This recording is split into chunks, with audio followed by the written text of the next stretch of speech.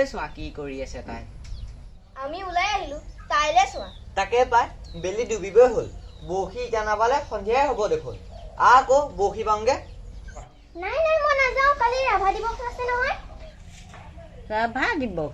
সেইটো কিয় মাজনী? তুমি বিষ্ণু ৰাভাক চিনি নোপোৱা? কাইলৈ 20 জুন নহয়, কাইলৈ ৰাভা দিৱস নহয়। তাকেইতো। পাহৰিছিলো, কাইলে ৰাভা দিৱস নহয়।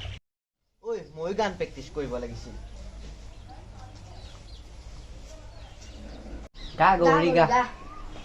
ৰ'বা, তাৰ আগতে মই আইতাক ৰাভা দিৱসনো কি কৈ লওঁ।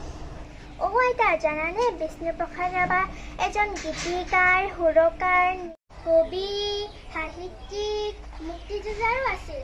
আইতা, সেইকাৰণেই বিষ্ণুপ্ৰসাদ ৰাভাক কলাগুৰু বুলি কয়। হয় নেকি? ইমান ডাঙৰ মানুহ। তেওঁ এজন অসমৰে নহয় বিশ্বৰ শিল্পী। আইতা, সেইকাৰণে তেওঁৰ মৃত্যু দিৱসটো ৰাভা দিৱস বুলি পতা হয়। আইতা, কাইলৈ 20 জুন। কাইলৈ গোটেই অসমতে ৰাভা দিৱস পাতিব।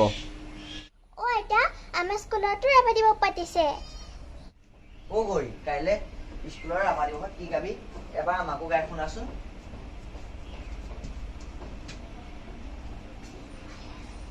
মই এনেহে প্ৰেক্টিচ কৰি আছো। ঠিক আছে, মই প্ৰেক্টিচ কৰি থকাটোকে গাওঁ।